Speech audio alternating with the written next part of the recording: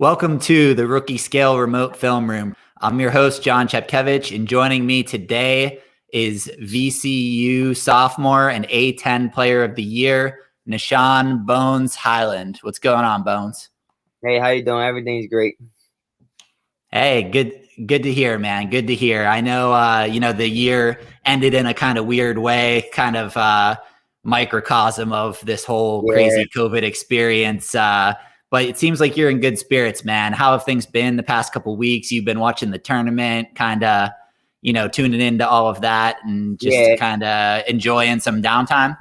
yeah. Honestly, it was a heartbroken moment for me. Honestly, just me dreaming of that moment my whole life as a kid, watching players like Trey Burke and all the people who had crazy impacts in March Madness, and just watching them as a young kid and just seeing them just hit amazing shots. I'm like, one day that's gonna be me. So when I'm in the bubble this year, and then I'm just waiting for that moment, and it just got taken away from. But for me, I never question God's timing. I always know He got something bigger planned for me, like always. So I just try to move forward and try to take the positive things out of it. So as it was going on, I was cheering on my childhood friend. He's from the same city as me, Eric Ayala from Maryland. Yeah. Basketball team when they played UConn, he did very good. They lost in the next round, but just cheering him on, and just seeing another person from Wilmington, Delaware, just put on and get a win in Right. the tournament. That's huge for me. So I definitely, I say it's a gift and it's a curse at the same time. So I just feel as though like I just try to take the positive out of the situation. Yeah, that's a great positive mentality to maintain. And I think that's admirable. A lot of people could get down on themselves in that situation and be really Yeah, frustrated, but you seem to be, taking it in stride. And I know a lot of NBA evaluators might even be a little bit more down than you are just because they were so excited to see you and Chris Duarte duke it out in the yeah, first round no, there. I know it's so crazy. It's just like wow, like that was gonna be a great competitive game. Honestly, I was gonna go off. I ain't even gonna lie, but it was just like it's gonna be a game where you just go out there and you just it's players who can put the ball in the hoop. It's very competitive drive. Want to win, do anything to win. So and players, it's fun to watch. So it was just like wow, that just is just like that taken away from us. Yeah, that was definitely a bummer. I was looking forward to it, but we all know that there's a lot more Bones Hyland But yeah, excitement coming in the future, right? yeah, for So, sure.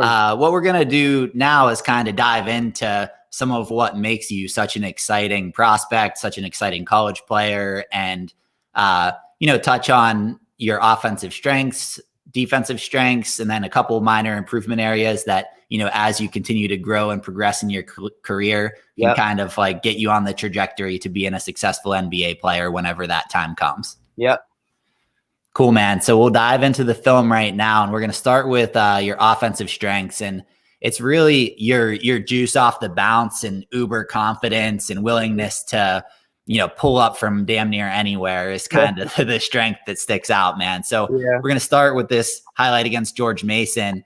I mean, we'll even just start it from the front, right? Like, Mhm. so this starts with a little pick and roll action, which Yeah. ends up in a switch. So, Mhm. for you, I feel like a consistent theme is anytime you see a switch, you're backing it back out and Yeah. ready to try to slice and dice this, mismatch up, right? Yeah. What do you think when you get a switch like this? Uh, Before the play even started, it was more so, me reading how he was gonna play me. They was more so trying to ice it. So I tried to get him to set the screen on the outside so I can, I was Right. thinking downhill at first. But they had switched it and iced it because he jumped my left he jumped my right hand and went to my left side. I mean went Right. to my right side. So I just seen a switch and I just bounced back out and I just went into my combo moves and that's when I I get real aggressive and confident in late clock. So it's just like Yeah. it's just me. Just put that's the stuff I work on each and every day. So that shot may look like a bad shot, but I do thousands and thousands of reps for that, and it's just like that's the result majority of the time. No, I mean we'll see in the next few clips. That's not a bad shot for you. I mean, Yeah, I'm obviously picking out some good clips here for the strengths area, but like on the whole, you were pretty efficient in these really difficult off the dribble shots from deep. yeah, One thing that I think's interesting is that your nickname is derived from being like kind of thin growing yeah, up, right? And a lot of times that like for somebody that's smaller or thinner, like jacking up shots from this far away when you're young can be really difficult until you kind of grow into your body, get that core strength, get your legs stronger. But for you, it seems to have always come naturally. How did you kind of happen into like growing into this confidence and becoming this type of shooter, despite being like, not a big guy, right? Honestly, it been more so, my whole life I've been, a slim frame. So, but I could always shoot the ball from beyond the 3-point line, almost to where I'm shooting from the ball from this past year. So it's just like as a young age, it never was more so like strength and stuff for me to shoot and extend my range so far. It was more so, I always had a great like lift and from my legs up, and it was just so that's the majority of the result right there. Like I always say. Yeah, and this seems to kind of be your spot here, this left wing, and you get these crazy step backs going too. I mean, can you maybe just talk me through like, obviously the handle is great and the range is great, but like the footwork on these step backs is pretty crazy. And Harden has obviously made a living off of this. Like, have you taken anything out of NBA guys that you watch his book to kind of like learn this, or how did you get acclimated to these kind of step backs where you're covering so much space? I wouldn't even lie to. This is before, I don't know if I wasn't watching Harden when I was in high school that much, but this was before he even like, started doing like where it became such a big, thing where he was doing the step back thing. I've been doing this since I was in high school at a young age. So it was just like, it's more so, it was a lot of reps and it was starting to come like a more so instinct from me. And like when I'm starting to, I look at the defender feet and I look at his hips sometime, and I just find an area where it's just like he messed up and I just got him. Yeah, I mean, just like that little sliver of space, it's like you're able to kind of see where his hips are turned and just like create that extra space. Yeah. I'm sure that, and then getting onto this clip here, I'm sure anytime you see this much space on a pick and roll, it's over at that point, right? Like anytime a team goes under or they just are off you that far, it's done, right? Yeah, that's my motto. Got to make them pay for sure. Got to. Yeah, and I mean, teams got to learn from that. I mean, look how deep this one is. I mean, you can hardly blame this guy for this one. That's a logo range one right there. Yeah. But this all obviously, some of these are highlight in nature, like it's ooh and ah from that deep. But a lot of guards in today's NBA, like this is a good shot for guys that have that confidence in that range. And, even guys off the bench, even, it's not just Dame Lillard or Steph. Like, you can make a living doing this kind of stuff as long as you master it and have the confidence, right? Is that how you see your game kind of projecting to the next level? I promise you, that's exactly how I see it. Definitely. Exactly how I see it. And I just see the stars in the league. I'm just like, wow, like, that's really how my game is, It's just like the major confidence off the bounce, catch and shoot, no matter what, is ultimate confidence for me. And just like that's the shots I make. I take difficult shots, I make difficult shots, I make them look easy. So it's just like that's my game. Yeah, and like there's just it's just such a differentiator, right? There's not a lot of guys that can do that, and it's not like you just shoot those either, right? You can hit the normal spot up ones at a great clip. I think you're like 90th percentile on spot ups and catch and shoots as well, but it's the differentiator for you is this juice off the bounce, right? And then that also kind of lends itself into the gravity that you pull, right? Like once a defense lets you get a couple of those off, then they're like, okay, like now we need to help, we need to double, we need to trap, we need to get up in his shirt. Yeah. And then I think you'll see a couple more clips here, and maybe you can speak to, once teams start keying in on you, how you're kind of like reading and reacting. Cause I think you can get your teammates a lot of nice, easy looks like this from like, look at all this attention right here. You got three guys on you on the elbow right there. Yeah. Do you think that you've kind of grown and developed as a passer once you've gotten a better feel for the gravity that you pull the defense toward you and how like extreme that is? Honestly, that's really crazy because I really didn't have a chance to really display this, but I feel as though like not really display it, but I like the high level that I know I can pass. I really think that's the most underrated part of my game is like I can really pass the ball at a high clip with both hands, offense, balance, stuff like that, But like just what like you said, it's three guys on me. I bounced the ball back out, and I went into my my busy moment, and I definitely did a flashy patch for that for sure. My teammate was able to finish that to make the highlight play for sure. Yeah, I mean, you do a great job of drawing the defense, and yeah, it's like a somewhat flashy pass, getting your own flair on it, but like you are making like such functional use of the gravity. Again, that's the word that I like to keep coming back to, because when you can sting it from anywhere, they got to respect that, and it just makes your teammates' lives easier. And I think we'll see it in transition here as well, right? So your teammate outlets it to you. You catch it here.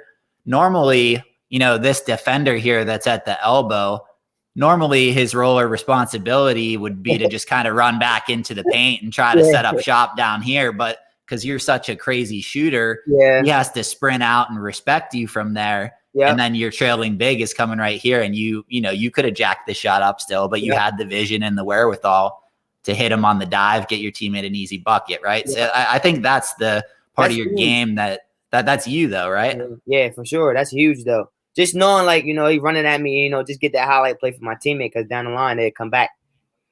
Exactly. And like, here's another one where, you're coming down here in transition. It's kind of looking like a 1-on-2 with some guys trailing. You cross this guy over and force the help. And then again, your gravity pulls him in your direction. Another easy bucket for a teammate. And so you said that your passing is sort of, one of the areas that maybe you just haven't gotten the chance to show it like as much as like you believe that it's a truly like, big part of your game going forward. And I think sometimes it's just the context that you need to sift through of like what somebody's role is in college and what they're asked to do, right? Like you're asked to score a lot, but like you can see the flashes of passing in the vision.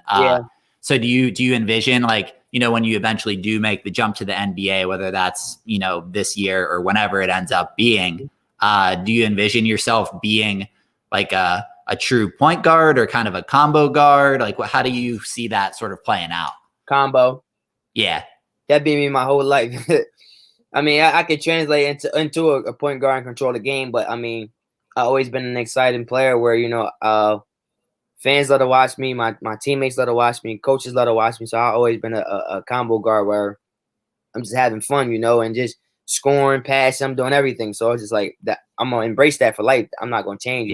If the coach need me to do that, I'm gonna do it. I'm gonna become a point guard. I mean, I would say I'm definitely always sticking to a combo guard, because I'm 6'4". I can play the point and shooting guard. So it's just like it's definitely Yeah, it just gives you that many more kind of opportunities to meld into a lineup, right? Like if you can play alongside, off the ball next to some jumbo initiator like a Ben Simmons or one of these big guys, or reverse that if they need you on the ball and there's someone on the wing already. That just makes you more appealing to a wider variety of NBA suitors, and then within whatever team gets you. Gives you more chances to get on the court and add value, right? So exactly. Yeah, that's great stuff. And, that's who you've been, like you said, your whole life. And I think that, getting that confidence level at both positions early on is just going to, continue to, build and expand to the next level, right? So real quick, we're going to hit on some potential improvement areas on the offensive end. So I think one thing that comes to mind is, like you have a negative assist to turnover ratio, and that's not the whole story though, because some of the turnovers are the turnovers that you kind of like to see as an evaluator, because you're being aggressive, you're kind of pushing the issue, and like, if you're going to make an aggressive play and it just doesn't work out sometimes, that's fine. Like you live with those. The ones we're going to touch on are some of the ones that might be a little bit more avoidable, where if you like cut those ones out of the equation, it just makes you all that more efficient of a player, right? Yeah, that's true. So the ones we're going to hit on specifically to start are ones where, you're driving and you're getting to the nail, you're getting toward the paint, but, teams are keying in on that. And the guys that are one pass away start kind of digging in at the nail, right? So they can get you on that sometimes. Is that something that you've noticed? Yeah, as the season went on, I noticed a lot, honestly. Like, I remember this play. It pissed me off so bad. Because it was just like, I was trying to get my teammates to slide down a little bit more, but I I was trying to get downhill, and I was really trying to get the rhythm because I played with 3 fouls, and I had to come back. So I was trying to get my rhythm, and we needed the bucket, honestly. So I mean, I'm the option for that. So it's like I was just trying to make it happen, honestly. But I should have. I should, as soon as I seen him step, I should just gave it up. Right. Like, and I understand what you're saying though, because it's it's early in the second half. You're going up against the other top team in your conference, right? Yeah. And you come around here, you're down by 9 early in the second half. So I get wanting to figure out how to make something happen, but it seems like you already said it. You recognize that the move right here would have been to kick out to here to this guy, but. It's tough when there's 2 guys over on this wing. There's less space for him to, like you were alluding to, maybe like fade down or fade up. That's just like a little congested. So it makes it easier for this guy to dig into the nail, knowing that he can have some rotations right there. Right. Yeah, definitely. So just kind of a tough spot, but that's just, a little example of, guys catching you on some digs. And here's another one, same game, right? Yeah. Like similar type thing. And then this one here, just a little, you come off a curl, which I like, right? Like this is a potentially good situation right here because you're forcing this big man up onto you and have, your big potentially diving in for a lob, but just kind of get caught with this dig from the top here, right? Mm-hmm. Yes. Honestly, I would, for that clip though, at the next level, I would be more confident with throwing a ball up as soon as I catch you, Right, like right there. No disrespect to my teammate right there, number 34, but if I would have had like Hassan in the game, number 20 on my team, I would have already knew to throw the ball up. But like his skill isn't really to get up off his feet off the floor. I was trying to know my personnel, but I could have dumped it all up too as well. But I was just trying to be aggressive, I know my personnel well, but definitely what you were saying though, for sure. Yeah, no, I feel you on that. And I think that, there's some positives to be taken away from that. And that, knowing personnel firstly is a good thing, right? Like knowing tendencies, knowing your teammates' strengths and weaknesses is a positive thing. And then also at the next level, odds are pretty much all the big men that you might be playing with are going to be guys that you could toss that up there and trust them to go get it, right? Like there's going to be way more vertical spacing in the NBA so that when you do draw guys in, it'll be even kind of easier looks for you as a distributor. So I think there might be like one more of these. Yeah. So this one is more so guy digging in from the wing. I would say this is probably even more avoidable than some of the other ones, right? Like, the other one we were saying, there were 2 guys on that particular side, made it a little congested. This one, probably could have just kicked that one out there. Just got stuck, right? I could have tossed that oop up too as soon as I came right there. Boom. Right. Yep. Exactly. So like you have good passing vision, and I've seen other clips where you're making that pass, hitting the alley-oop or kicking out to the 3.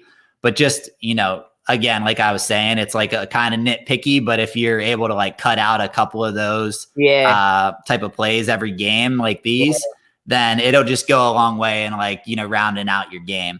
And this is the final kind of like, more improvement area type thing. And I'm sure it's the one that people talk to you about all the time. It's just like, the physical strength and putting on strength, right? So, your nickname is Bones for a reason. It's not necessarily a bad thing, right?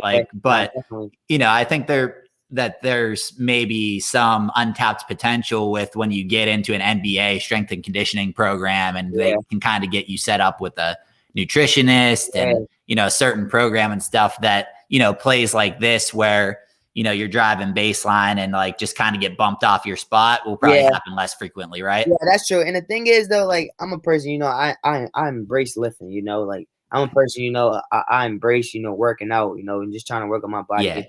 But I mean, I can't control my genetic genes, my whole family, as you got a little frame, but I don't never make that excuse, as for me, just being skinny, but I definitely work towards, trying to get bigger. I'm actually getting bigger as we speak now, so definitely just it's a process for sure though. But I feel as though once I get that nutritionist and stuff like that, because my body is like the things I eat, it just run through my body so easy. It's like, it don't stick for me, and it really annoys me, because I really try to just try to progress it the best way I can as far as eating and lifting at a high rate. But it sometimes just don't stick, and it really annoys me. But it's just like, hey, I'm just gonna keep trying.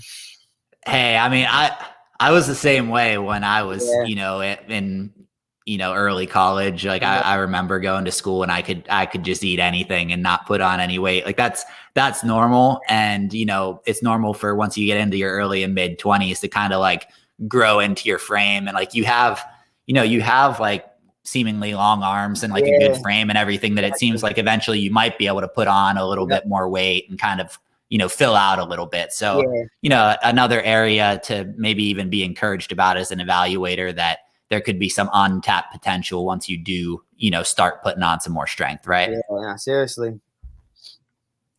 All right. So now I think we're going to pop over to the defensive side of the ball. And what stuck out here to me was just kind of your instincts off the ball, right? So like Yeah, making these reads, kind of jumping passing lanes, kind of anticipating when, another ball handler or passer like, can't see you out of the yeah, peripherals, and kind of taking advantage of that. yep. Um, is that something that has always been kind of in your game since you were in high school? Like, have you always had a knack for kind of reading and reacting and anticipating, or has it gotten better over time as you've gotten more into film study? You want to maybe just speak to that a little before we get into the clips? Yes, it became more of an instinct for me. I would say I like to read the guy's shoulder majority of the time. I like to see like, if my big man is down there, he has no chance of like going up, or he don't want to go up. And I sense somebody is in the corner, I automatically just fade out to the corner because I know that's where the pass is going. So it's Right. more so an instinct thing, and like you said, a whole bunch of films watching you. Like the things it happens over and over and over with players who do this. So Yeah. And I mean, in this first one right here, you see like this guy's driving the lane. Looks like he mhm. has an angle here. And your assignment is this guy the whole way Yep. out here, right? So Hmm. so you want to maybe just talk me through like what it is about his particular spacing on this play versus where the ball is and where, everyone else is, that kind of leads you to the decision you make here. Yeah. I mean, he should have passed it right there, but he kept driving, and the big man got to step up. So my coach always preached rear off. So I'm rearing off to the big fella, and I know the drop off was coming. So I just seen the whole play before it happened. Yeah, exactly. And it's just knowing that your guy's not a threat out here, Yeah. right? Like Yeah, you and pick and choose your actually spots. that's a non-shooter too, by the way. So I knew he wasn't gonna shoot that one out there. So and I'm big on reading scout report before games. So I just knew he wasn't gonna shoot that one. Yeah, exactly. So all in all, like, jumping that passing lane wasn't even really a risk, right? Yeah, There was a exactly. low downside to that. Like Yeah, you just picked and chose your spot and it worked out perfectly. And even if you didn't get the pass, you probably still would have been fine.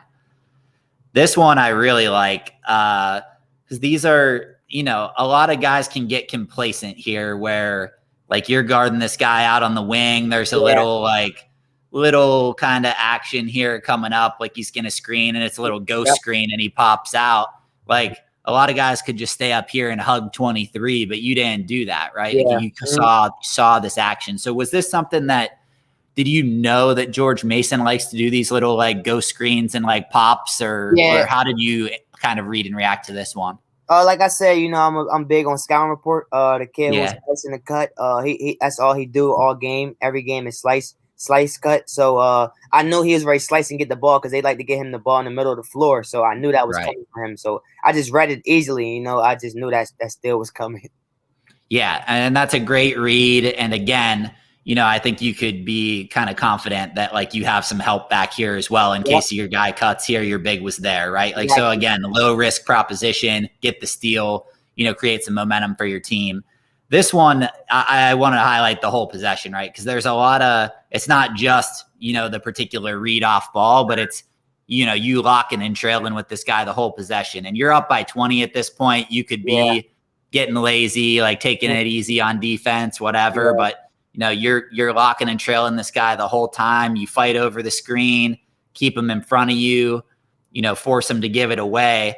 And then right here, I guess, what are you seeing here that leads you to, the conclusion that oh yeah, this again, you this can leave play your over man here. and Yeah, I would say late clock. My mhm. man just tried to force the action, so I knew the clock was going down, and now he get a ball up, and now his man is going to try to force the action. I just knew like that number 10 is a great defender, so he's gonna cut off the baseline, and I knew he was coming back. I'm like, give me that. That's mine. Right. And like you almost wore him down this whole possession, just Yeah, chasing him around. Like once he gave that up, he was probably a little bit less of a threat. He's all frazzled. You were up yep, in his shirt and, just picked the perfect time. You knew you trusted your teammate to cut him yeah, off on the baseline and then make another play. Right. yep, So, yeah. So, I mean, obviously love to see that entire possession there. A lot of good yeah. things to be encouraged about there defensively. Honestly, Um, they played that play. They played that this clip like back to back in the film room after the game. did they? Yeah, they love that possession, just like you were saying. Yeah. So, I mean, your coaches are recognizing it. I'm recognizing it. I'm sure Yeah, NBA evaluators are recognizing it as well, right? Like yeah. It this was is, just off the fact, so like you said, chasing, and we preach on like high level, like no middle, and then get off the yeah. ball, get off to the ball when the ball passed, like you said, like I did right there. No, the steal was there for sure.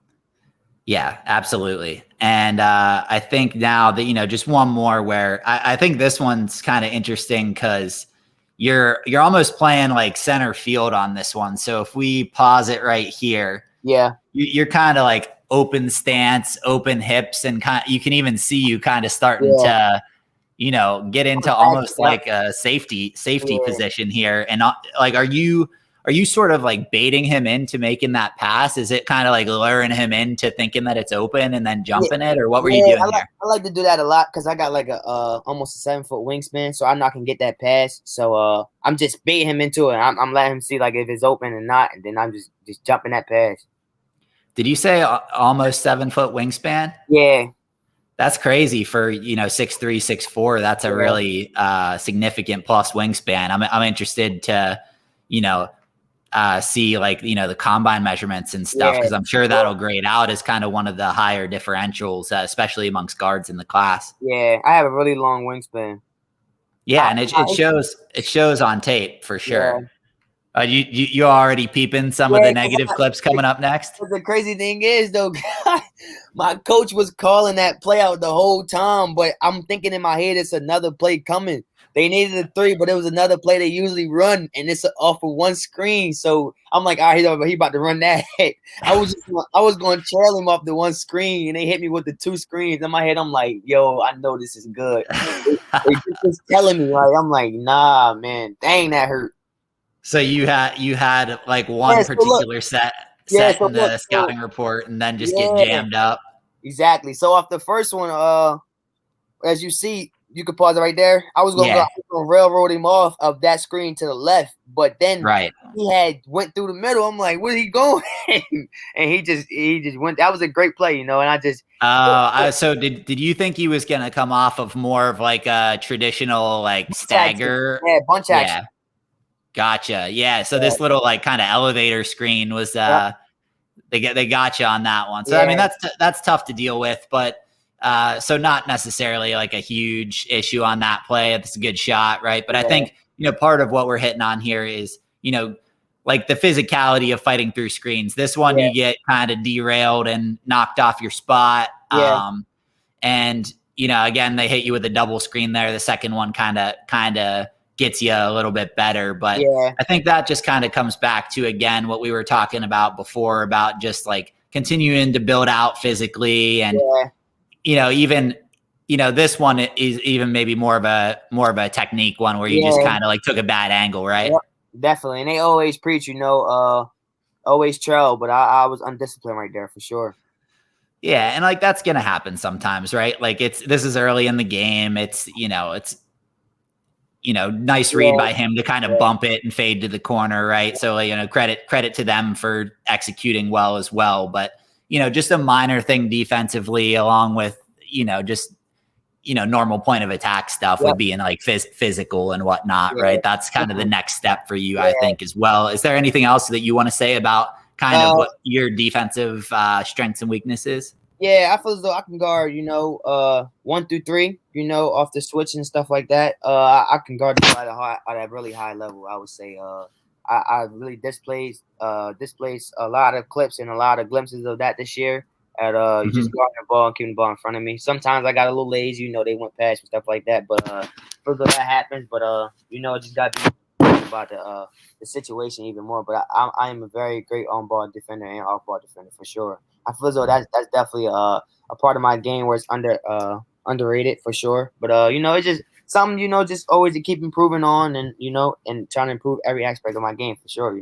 I take the flaws and everything that come with it for sure. And like I said, I'm a person who goes deep into film. I love Mhm. criticism. I love tough criticism because it makes me who I am today. So that definitely. So it's just I take everything and make it turn into a positive for sure.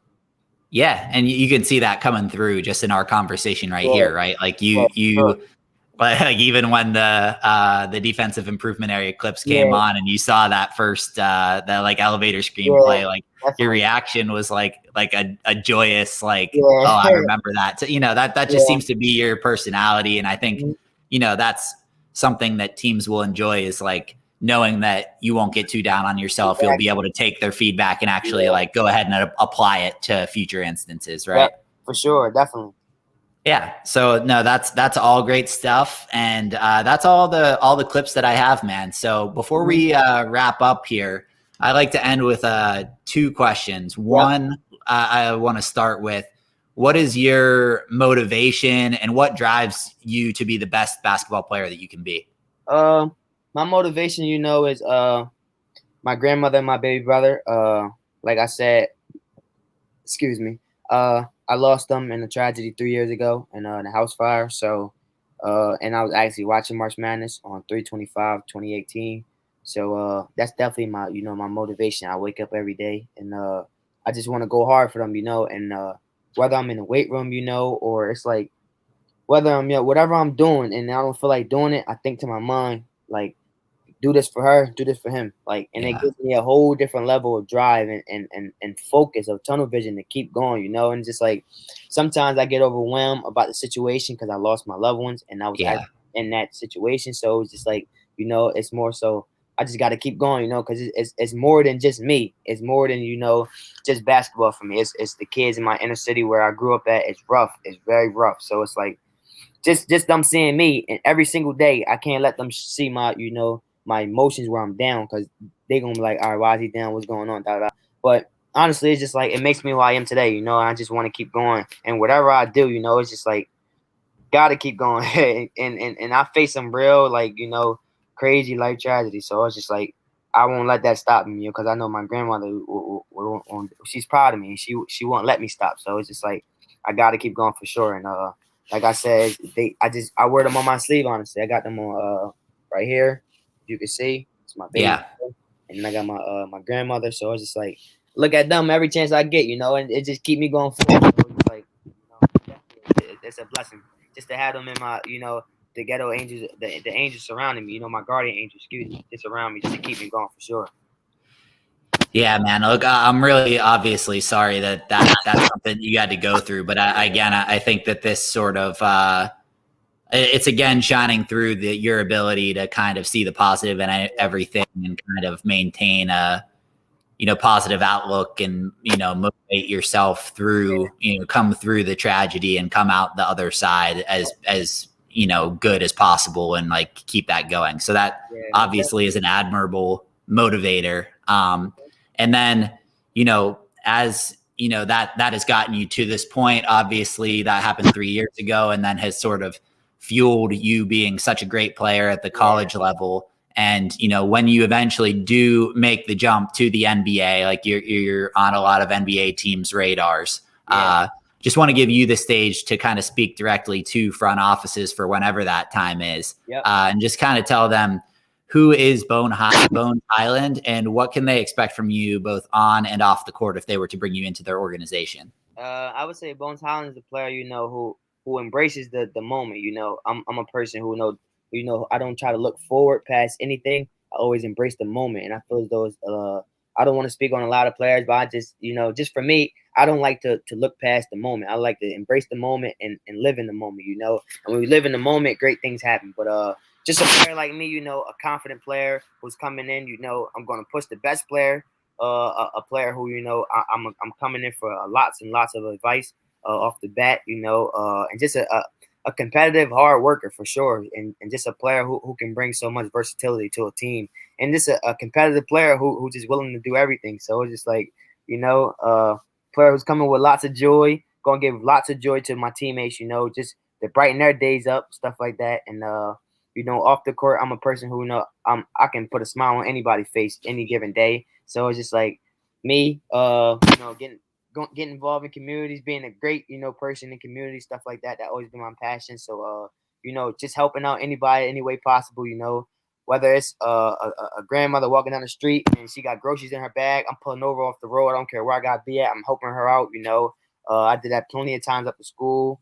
Just trying to be the best person I can be on and off the court. I'm a person who, like I said, I can just put a smile on anybody's face any given time. I'm just a joyful person. I'm just happy to be here. So, like I said, I lost my grandmother and my baby brother. Could have been me.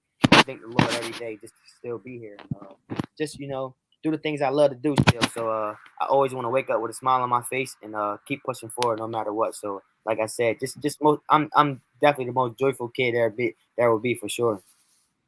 Yeah, and I think that's infectious, man. I think like whatever team you ultimately do land on when you make that journey to the NBA, that's something that will resonate with the rest of the team, especially from a guard or someone who's the facilitator on the court. Like that joy and that kind of genuine aura that you give off will be infectious with your teammates, right? So definitely excited to continue to watch your journey here, and I'll be rooting for you as you progress along here. And best of luck with everything ahead, man.